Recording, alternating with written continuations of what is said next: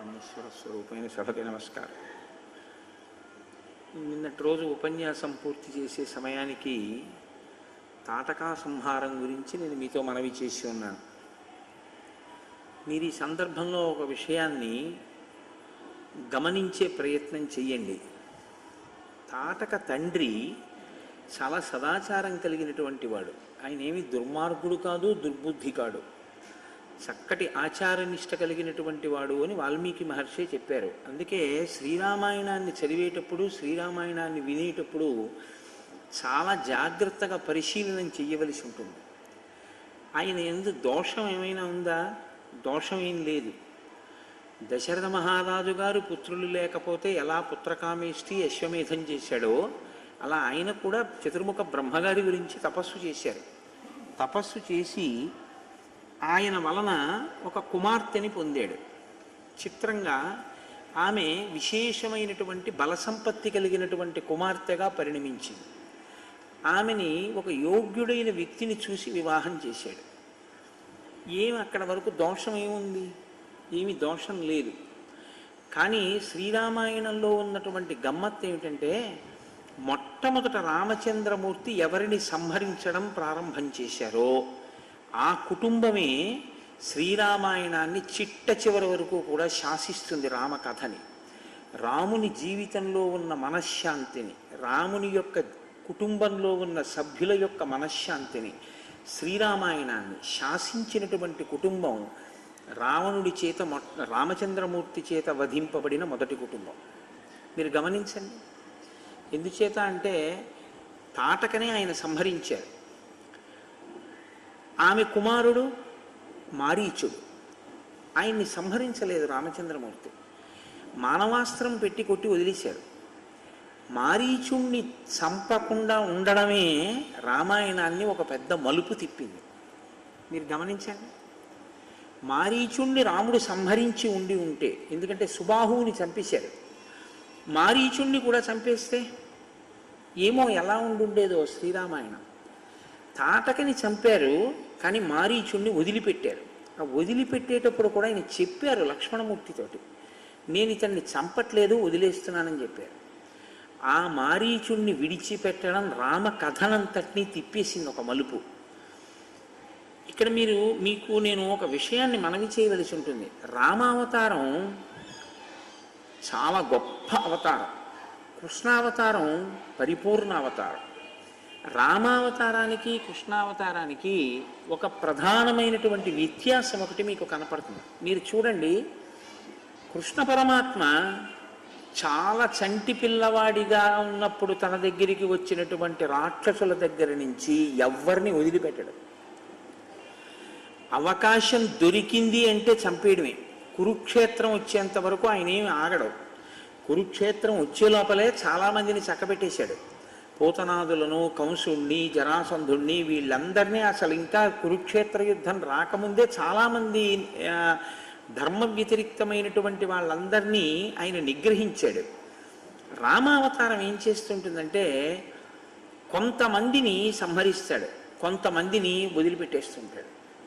ఇది మీరు కొంచెం జాగ్రత్తగా చూస్తే మనుష్యునికి ఉండేటటువంటి తత్వం అవతారమునందు రామచంద్రమూర్తి పాటించాడు అని కనిపిస్తుంది. అలా చేసి ఉండకపోతే అవతార ప్రయోజనాన్ని సాధించుకోవడం కూడా కష్టమయ్యేది.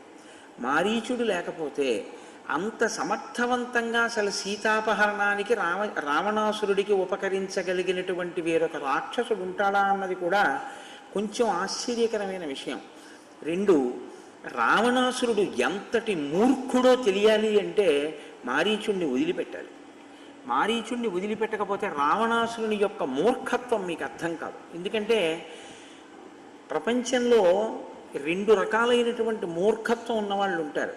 మీకు మహాభారతంలో ఒక మూర్ఖుడు కనపడతాడు, శ్రీరామాయణంలో ఒక మూర్ఖుడు కనపడతాడు.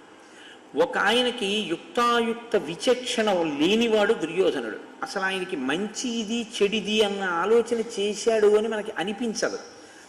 ఆయన ఎప్పుడూ పక్కనున్న వాళ్ళ చెడ్డ మాటలు వింటుంటాడు, చెడు నిర్ణయాలు తీసుకుంటూ ఉంటాడు. ఆయన పుట్టినప్పుడే కలిపురుషుడు అని నిర్ణయం చేశారు. రావణాసురుడు అలా కాదు. ఆయన బ్రహ్మవంశంలో జన్మించాడు. ఆయన జన్మ కూడా చాలా ఆశ్చర్యకరమైనటువంటి రీతిలో వచ్చింది.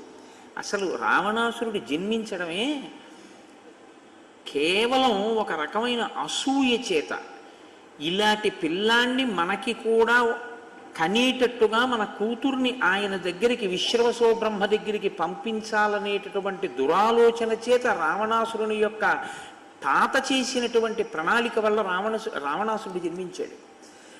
అతను వేదం చదువుకున్నాడు, ఆయనకి అన్నీ తెలుసు, ఆయనకి తెలియందేం లేదు. ఆయన తపస్సు చేశాడు, చతుర్ముఖ బ్రహ్మగారి యొక్క అనుగ్రహాన్ని పొందాడు, నిరంతరం శివుణ్ణి ఆరాధన చేసేవాడు. ఆయనకి ఇన్ని తెలిసి ఉన్నా కూడా వచ్చిన పెద్ద సమస్య ఎక్కడ అంటే, ఆయనకి ధర్మము తెలుసు, అధర్మము తెలుసు, సత్యము తెలుసు, అసత్యము తెలుసు, ఏది నిలబడుతుందో తెలుసు, ఏది నిలబడదో తెలుసు. ఇన్ని తెలిసినా ఒకరు చెప్పినా ఆయన వినడు. ఒక్కొక్కసారి చాలా పెద్ద పొరపాటు వైపుకి పెడతాడు రామచంద్రమూర్తి, చాలా పెద్ద పొరపాటు వైపుకే పెడతాడు. ఆ పొరపాటే కానీ జరిగిపోయింది అనుకోండి, రాముడికి కాదు, రాముడి కులగురువులు కూడా తలంచుకోవాలి. అంత పెద్ద పొరపాటు వైపుకి అడుగు వేస్తాడు రాముడు. ఇది మనుష్య సహజం. నేను అందుకే మీతో మనవి చేశా, రామాయణాన్ని భగవంతుని కథ అన్న బుద్ధితో వినకండి అని చెప్తుంటాను నేను. ఎందుకంటే మీరు రామాయణాన్ని కేవలం నరుడి కథ అని మీరు విన్నారనుకోండి, మీకు మీ జీవితాన్ని రాముణ్ణి ఆదర్శంగా తీసుకుని ఎలా దిద్దుకోవచ్చో అర్థమవుతుంది. మీకు అలా కానప్పుడు ఏమవుతుందంటే, రాముడు పితృవాక్య పరిపాలన చేశాడు, దేవుడు కాబట్టి చేశాడు. రాముడు సీతమ్మ కోసం ఏడిచాడు, అబ్బాయి నటన కోసం ఏడిచాడు. రాముడు రావణ సంహారం చేశాడు, దేవుడు కాబట్టి చేశాడు. మీకు ప్రతిదానికి ఏమవుతుందంటే, దేవుడు కాబట్టి ఆయన చేశాడు. అప్పుడు రాముడు మీకెందుకు పనికొస్తాడు? అప్పుడు రాముడి ఏం చేశాడో అది మీరు చేయడానికి ఏం లేదు అందులో.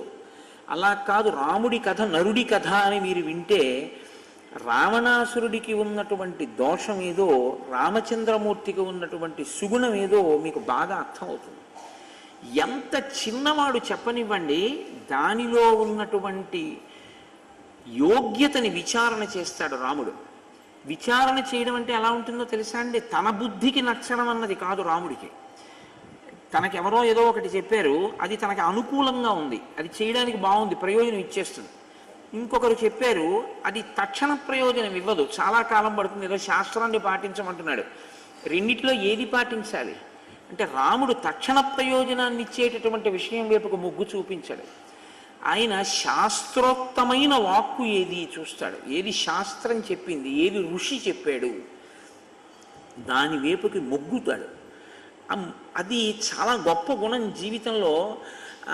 మీరు గమనిస్తుంటారు, మీరు చూడండి, లోకంలో మీతో అనేక మంది సమన్వయం అవుతూ ఉంటారు. సాధారణంగా ఏం చేస్తారంటే, మిమ్మల్ని ఒక సలహా అడుగుతారు, మీరు ఒక సలహా చెప్తారు, వాళ్ళు ఏదో చెయ్యాలనుకుంటారు, వాళ్ళు అలాగే చేస్తారు, వాళ్ళు మీ మాట ఏం పాటించరు. ఇది ఎక్కడి నుంచి వస్తుందంటే, ఈ గుణం ఇది రావణ బుద్ధి, అది మంచి బుద్ధి కాదు, అలా ఉండకూడదు. మీరు ఒక నిర్ణయం చేసుకునే ముందు పెద్దలైనటువంటి వారు శాస్త్రోక్తమైన వాక్కు చెప్తే మీరు వెంటనే అటువైపుకు మొగ్గి, నా అదృష్టం, చాలా మంచి మాట విన్నాను, చాలా శాస్త్రీయమైన పలుకు పలికారైనా, కాబట్టి నేను అలా చేస్తానని చెప్పి మీరు అన్న సంకల్పాన్ని విడిచిపెట్టగలిగి ఉండాలి. ఈ బుద్ధి మీకు ఎక్కడి నుంచి వస్తుందంటే, మీరు రామాయణంలో రామచంద్రమూర్తిని బాగా గమనిస్తే మీరు తెలుసుకోగలుగుతారు. అందుకే ఒక యక్ష కుటుంబం అన్నది యక్షిణీ కుటుంబం తాటకి, కానీ ఆవిడ ఎంత ఆశ్చర్యకరమైనటువంటి పాత్ర పోషించిందంటే శ్రీరామాయణంలో ఆశ్చర్యకరమైనటువంటిదే, ఇంకంతకన్నా ఇంకొక మాట అనడానికి వీల్లేదు. మొట్టమొదట రాముడు సంహరించినటువంటిది తాటకని. అంటే ఆవిడ జీవితం ఏమైపోయిందంటే, తన భర్త మరణించడానికి కారణం ఏది విచారణ చెయ్యలేకపోయింది. అగస్త్యుడు నా భర్తని ఎందుకు చంపాడు అన్నది ఆలోచించి ఉంటే ఆమె బలం ఏమో ఎందుకు ఉపయోగపడి ఉండేదో. ఆ ఆలోచన ఒక్కటి రాలేదు. రాకపోవడం ఆవిడ బలం దేనికి పనికొచ్చిందో తెలుసా అండి? అగస్త్యుణ్ణి ఏమీ చెయ్యలేను అని తెలుసుకుంది. కోపం శేషేన పూరయేత్తని ఆర్యోక్తి. అత్త మీద కోపం దుట్ట మీద చూపించాడంటారు చూసారా, అలా అగస్త్యుణ్ణి ఏమీ చెయ్యలేక అగస్త్యుడు తిరిగిన ప్రాంతం మీద పగపట్టింది. ఏమైనా అర్థం ఉందా? దానివల్ల ఏమైనా ఆ సంబంధం ఉందా? ఇప్పుడు ఇంకెంత తీవ్రమైన స్థితిని పొందిందంటే నరభక్షకిగా మారింది. ఇప్పుడు నరభక్షకిగా మారి రామచంద్రమూర్తి చేతిలో మరణించింది. అక్కడితో పోయిందా? తన కొడుకు రాక్షసుడయ్యాడు, మారీచుడు.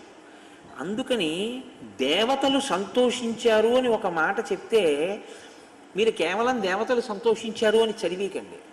శ్రీరామాయణంలో మీరు కొన్నింటిని జాగ్రత్తగా గమనించవలసి ఉంటుంది. రామాయణం చదివేటప్పుడు ఒక విషయం జరుగుతుంటే దేవదుందుబులు మోగాయి, పుష్పవృష్టి కురిసింది అంటారు మహర్షి.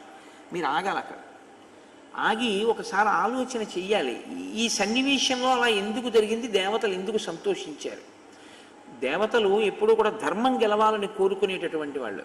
అంటే ఇక్కడ ఏదో గొప్ప విషయం జరుగుతోందన్నమాట. విశ్వామిత్రుడితో రాముడు కలిస్తే పుష్పవృష్టి కురిసింది అంటే విశ్వామిత్రుడితో రాముడు కలవడం అన్నది శ్రీరామాయణంలో చాలా పెద్ద మలుపు.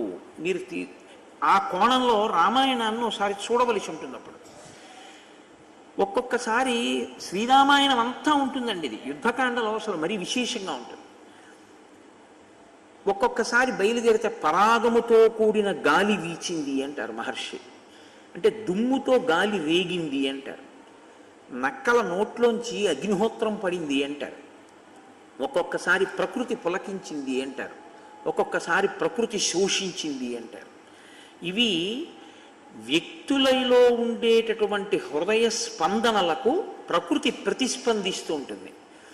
అది వ్యక్తిత్వం మీద ఆధారపడి ఉంటుంది. తాను 10 మందికి పనికొచ్చేవాడై తన మనసుని అలా సంస్కరించుకోగలిగితే ఖచ్చితంగా ఈశ్వరుడు ప్రకృతి సంతోషిస్తాయి. మీరు అలా సంస్కరించుకోలేకపోతే అత్యంత ప్రమాదకరమైన ధోరణికి వెళుతుంది. తపస్సు మంచిదా, తపస్సు చెడ్డదా అని నేను మిమ్మల్ని ప్రశ్న వేశాను అనుకోండి, వెంటనే ఏం చెప్తారంటే తపస్సు మంచిది అంటారు. నేనంటాను తపస్సు మంచిది అని చెప్పద్దు, దేని కొరకు తపస్సుని వాడుతున్నావన్నది నిర్ణయించుకో అని చెప్తాను. మీరు రామాయణం మీకు బాగా అర్థమైతే మీకు ఈ ప్రశ్న ఇది మీకు బాగా అలవాటు అవుతుంది. పూజ చేస్తున్నాడు గొప్ప అని అడిగారు అనుకోండి, పూజ చేస్తున్నాడు గొప్ప కాదు, పూజ వలన మనసెంత సంస్కరించుకుంటున్నాడో చూడండి అని చెప్తాను. ఎందుకు చెప్తానంటే ఈ మాట సుందరకాండలో దీని మీద శ్లోకాలు ఉన్నాయి. నియుజ్యమానాస్సు గజాస్వహస్త సకేశరాశ్చొత్పల పత్రహస్త బభూవ దేవీ చ కృతాసుహస్త లక్ష్మీస్తదా పద్మిని పద్మహస్త అంటారు మహర్షి.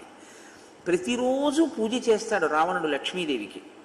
సీతమ్మని కామదృష్టితో చూస్తాడు. ఏమిటి దానివల్ల సంతోషం? నీవు ఏ ఉపాసన చేస్తున్నావో ఆ ఉపాసన అనేటటువంటిది ఎప్పుడూ కూడా ముందుకి నడుస్తూ ఉండాలి.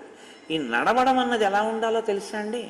పూజామందిరంలో కూర్చోవడం థర్మామీటర్ తాలూకా ఆ ఉష్ణోగ్రతని చెప్పేటటువంటి చిన్న నాడి ఉంటుంది, ఆ ముందు పొటమరించేటటువంటిది.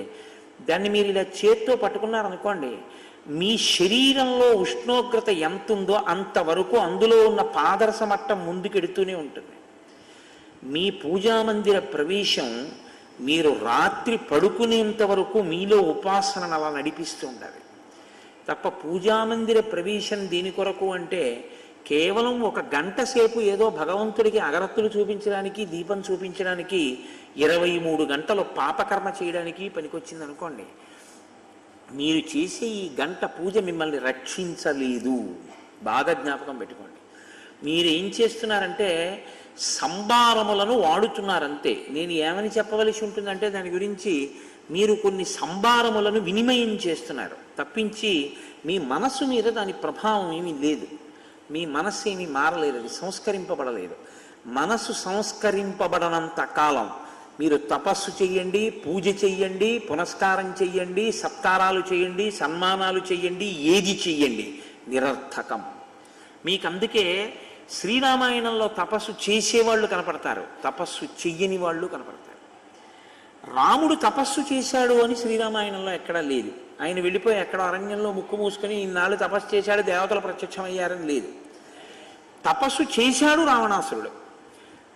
రావణాసురుడు చేశాడు, కుంభకర్ణుడు చేశాడు, విభీషణుడు చేశాడు, ముగ్గురు చేశారు. నేను ఉత్తరాఖండం నుంచి ప్రస్తావన చేస్తున్నా. బ్రహ్మగారు ప్రత్యక్షం అయ్యారు. నీకేం కావాలని అడిగాడు రావణాసురుణ్ణి. నాకు చావు ఉండకూడదన్నారు. కుదరదన్నారు. కుదరదు,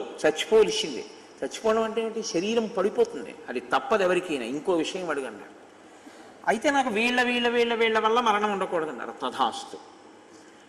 విభీషణుడు అడిగాడు, నాకు నా బుద్ధి ఎప్పుడు ధర్మమునందు ఉండేటట్టుగా అనుగ్రహించని అడిగాడు.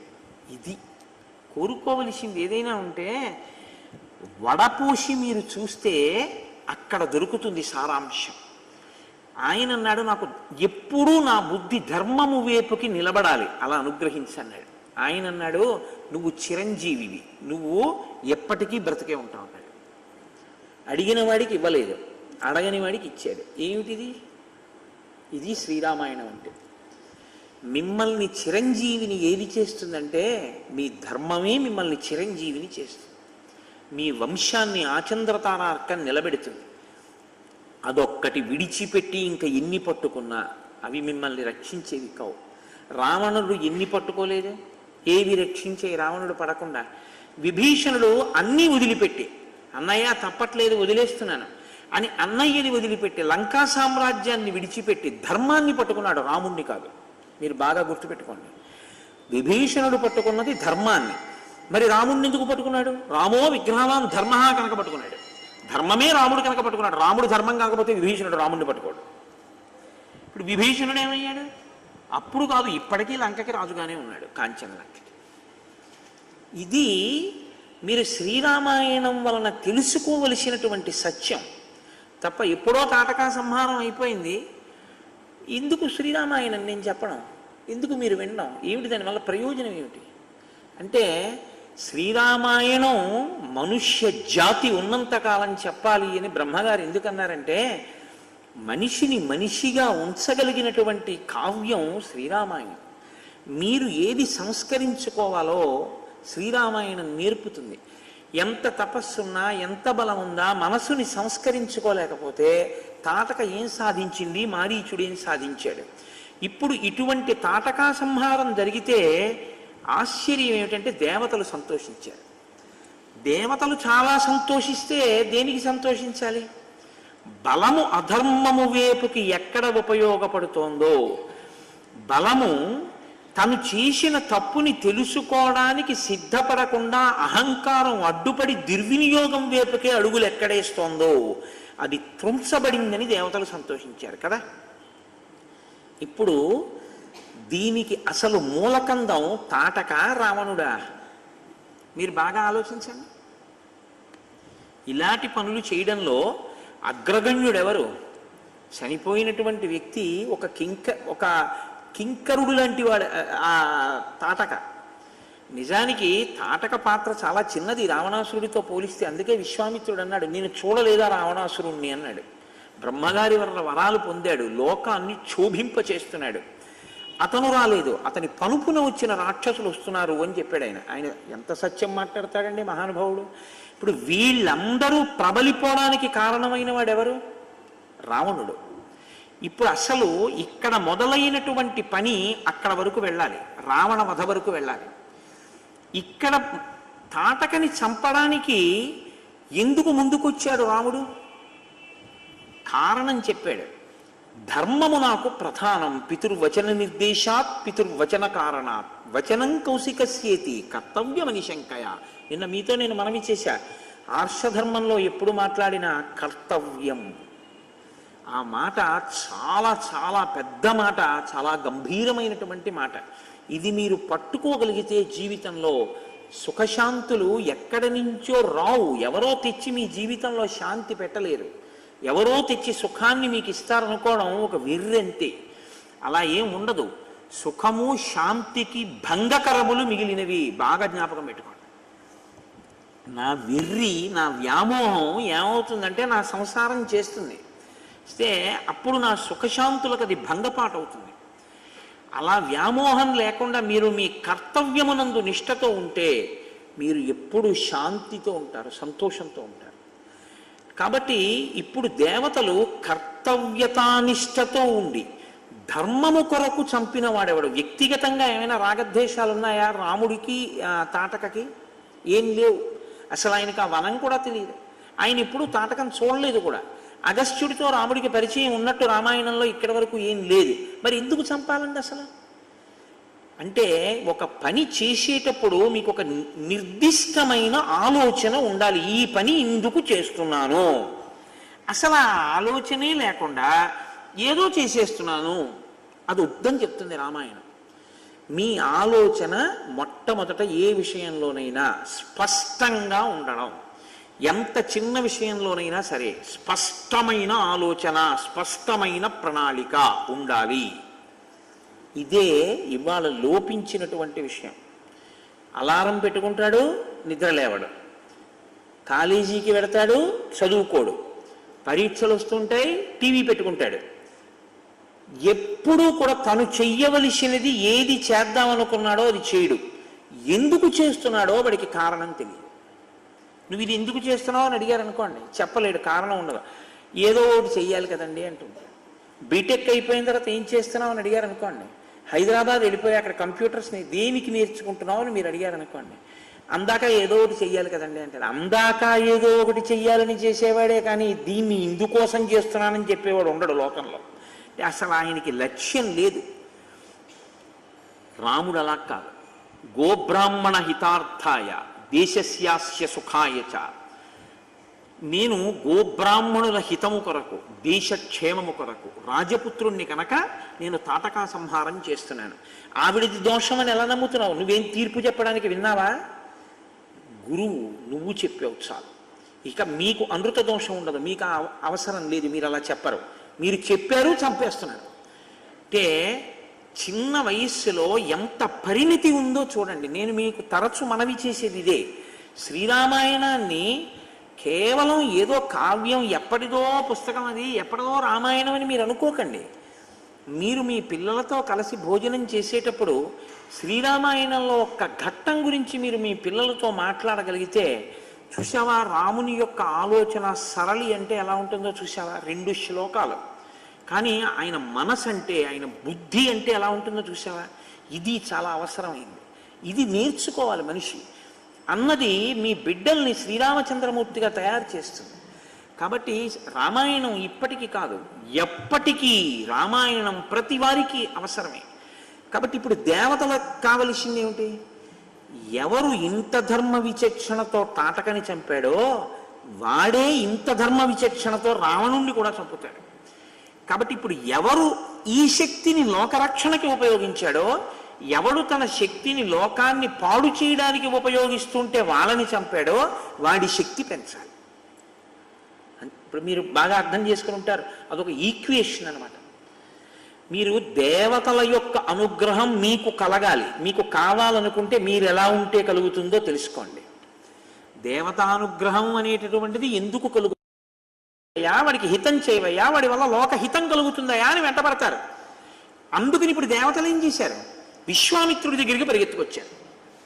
పరిగెత్తుకొచ్చి ఏమని అడుగుతున్నారు?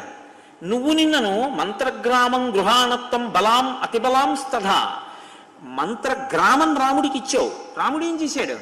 నశ్రమో నజ్వరో వాతేన రూపస్య విపర్యయ. నువ్వు దానివల్ల ఆకలి ఉండదు, దప్పిక ఉండదు, బడలిపో అన్నావు. తాటకా సంహారం చేశాడు. ఎంత మంచివాడయ్యా! ఇప్పుడు ఈ బలం ఎవరి దగ్గర ఉండాలి? నీ దగ్గర ఉన్నా నువ్వు కోప్పడకూడదు.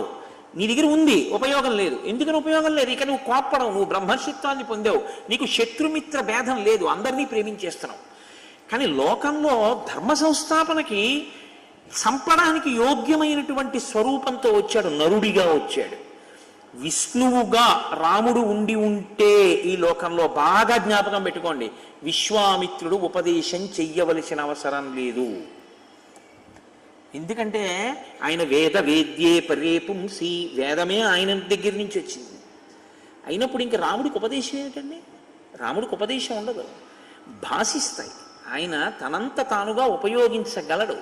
ఆయనకి ఇంకా వేరే ఒక గురువు గారి దగ్గర అవన్నీ ఉపదేశాలు పొంది నేర్చుకోవలసిన అవసరం ఏమి ఉండదు.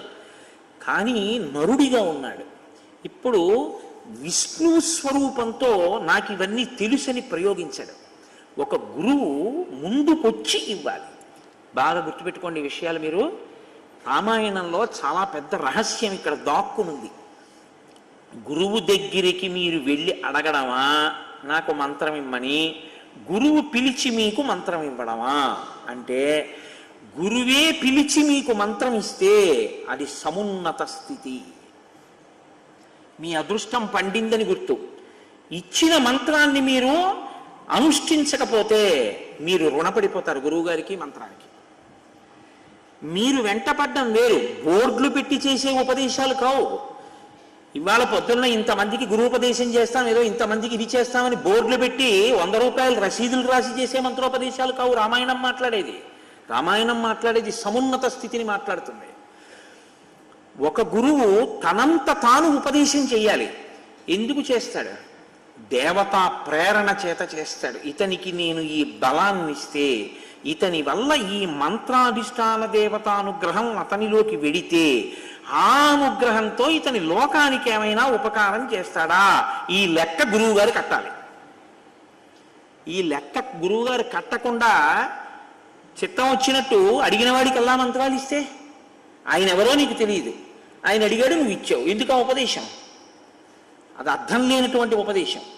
ఉపదేశం ఇవ్వడం అంటే అంత జాగ్రత్తగా ఉంటుంది. అందుకే లెక్కకు మించిన శిష్యులు ఉండే అవకాశం ఉండదు. యథార్థానికి చాలా జాగ్రత్తగా ఇస్తారు సంప్రదాయ నిష్ట అనేటటువంటిది ఇచ్చేటప్పుడు. రామాయణం మనకి నేర్పుతుంది. ఇవాళ సమాజంలో ఎక్కడెక్కడ ఏ పొరపాట్లు దొర్లుతున్నాయో మీరు రామాయణం కోణంలో చూస్తే మీకు అర్థమవుతుంది ఎక్కడ పొరపాటు జరుగుతోందో. కాబట్టి ఇప్పుడు దేవతలు ప్రార్థన చేస్తున్నారు విశ్వామిత్రుడి దగ్గరికి వచ్చి. ఏమని అడుగుతున్నారో చూడండి. ఇది మీరు జాగ్రత్తగా జీవితంలో నేర్చుకోవలసినటువంటి స్థితి, మనం బాగా పట్టుకోవలసినటువంటి స్థితి. కేవలము పూజ మీకు శక్తినివ్వచ్చు, కానీ దాన్ని తీసేయడం గురించి కూడా దేవతలు వెంపర్లాడతారు. ఎందుకో తెలుసా అండి? భయం. పిల్లాడు ఏడుస్తున్నాడండి, అల్లరి చేసేస్తున్నాడు ఇమ్మని. మీరు ఒక గాజు బొమ్మ ఇచ్చారు, ఇచ్చి మీరు బయటికి వెళ్ళిపోతారా? వెళ్ళరు. మీరు ఏం చేస్తారంటే ఎలా మభ్యపెట్టి గాజు బొమ్మని మళ్ళీ తీసేసుకుందామని చూస్తారు. దానికోసం అవసరమైతే నైవేద్యం కోసం దాచిన ఖర్జూరం పళ్ళు తీసుకొచ్చి నాన్న తీయగా ఉంటాయి నీకు ఇష్టం కదా అని వాడి చేతిలో పెట్టేసి మళ్ళీ ఇంకో ప్యాకెట్ తెచ్చుకుందామని గాజు బొమ్మ తీసేస్తారు. భగవంతుడు మీకు ఇచ్చేటటువంటి అభ్యున్నతిని కూడా అంత జాగ్రత్తగానూ తీసేస్తాడు. ఎందుకు తీసేస్తాడో తెలుసా అండి? ధర్మపథంలో లేడు, వాడి వలన ఉపయోగం లేదు, అది ప్రమాదాల వైపుకే వెడుతోంది. అహంకారము ప్రబలిపోయి ఏ విభూతి అయినా అహంకారానికి కారణమైతే, ఏ విభూతి తానిచ్చింది అహంకారానికి కారణమైందో ఆ విభూతిని ఈశ్వరుడు తీసుకోవడం పెద్ద గొప్ప కాదని మీరు గ్రహించవలెను. నేను చాలా అందగాన్ని, నేను ఎందుకు పేర్లు చెప్పాలి? నేను చాలా అందగత్తెని అని చెప్పి విపరీతమైనటువంటి అతిశయానికి పోయి చెయ్యకూడని పనులు చేస్తే గీజర్ పేలిపోయినటువంటి మరుక్షణంలో ఆ అందం నశించిపోయింది. మరుగునీళ్లు ఒంటి మీద పడిపోయి. నేనింతటి వాణ్ణి, నాలా మాట్లాడగలిగిన వాడెవడు? ఈశ్వరుడు దాని మూలాన్ని నొక్కేశాడు, వాక్కు రాలేదు, అయిపోయింది. ఏ విభూతిని ఈశ్వరుడు ఇచ్చాడో దాన్ని నువ్వు సమాజపరం చేసి 10 మందికి పనికొచ్చేటట్టు నిలబెడితే నువ్వు ఇంకా దాని గురించి బాధపడక్కర్లేదు. ఈశ్వరుడు నువ్వు నీ కంఠం, నీ అభ్యున్నతి కొరకు ఆయనే ఉపకరణములను నీ దగ్గరికి చేరుస్తాడు, చేర్చి రక్షణ చేస్తాడు నిన్ను. ఎందుకు రక్షిస్తాడంటే, అమ్మో వీడిని నేను చూసుకోవాలి, వాడు నా కొరకు రక్షింపగలయువాడు అన్నాడు భాగవతంలో ఆయన. నా కొరకు నేను రక్షించుకోవాలి వాడిని. వాడికి ఆ తాపత్రయం లేదు, వాడు అలా అంకితం చేసుకుంటూ వెళ్ళిపోతాడు. అందుకని వాడిని నేను పొదివి పట్టుకుంటానంటాడు. ఇది లేదు, నేను ఇచ్చింది ఎంత తొందరగా తీసేద్దామని చూస్తాడు. ఎందుకంటే వీడు పాడు చేసేస్తున్నాడు దాన్ని. ఇంతే తేడా రాముడికి రావణుడికి. రాముడు వెడుతూ ఉంటే బ్రహ్మగారు వానరుల్ని సృష్టించాడు దేవతల యొక్క అంశాలతో. రావణుడు వస్తూ ఉంటే ఒక్కొక్కరిని తీసేస్తున్నాడు తాటకాదుల్ని. ఇంకింతకన్నా నేను శ్రీరామాయణం గురించి మీకేం మనవి చేయను, దీని ధర్మం గురించి. కాబట్టి తాటకా సంహారం అంటే కేవల తాటకా సంహారం అని మీరు అనుకోవద్దు. తాటకా సంహార వృత్తాంతమునందు ఇంత రహస్యం దాగి ఉంది. మీ జీవితానికి పనికొచ్చేటటువంటి లేదా మన జీవితానికి పనికొచ్చేటటువంటి ఒక అంశం అందులో ఇమిడి ఉంది. ఎప్పుడు జ్ఞాపకం పెట్టుకోవాలి. మీరు ఏదో ఒక విభూతి చేత గౌరవింపబడుతుంటారు. 10 మంది నాకు నమస్కారం చేశారనుకోండి, నేను ఇలా వస్తుంటే కారు దిగి ఓ 100 మంది వచ్చి నా కాళ్ళకి నమస్కారం చేశారనుకోండి, ఇక నేను నా కాళ్ళ వంక చూసుకుని ఆహా పాదములారా ఎంతమంది చేత నమస్కరింపబడుతున్నారే, శారదకి నాకు ఏమిటి తేడా, ఆవిడికి నమస్కారం చేస్తారు నాకు నమస్కారం చేస్తారు అని నేను విర్రవీగాను అనుకోండి, ఈశ్వరుడు ఓహో ఇన్ని నమస్కారాలు నీకే పెడుతున్నారు అనుకుంటున్నావు అన్నమాట అని ఆయన ఏ విభూతి నాకు ఉండడం వల్ల నమస్కరిస్తున్నారో ఆ విభూతిని తీసేయడం కూడా ఆయనకు వచ్చు. ఎవడు నీకు నమస్కారం చేసేవాడు?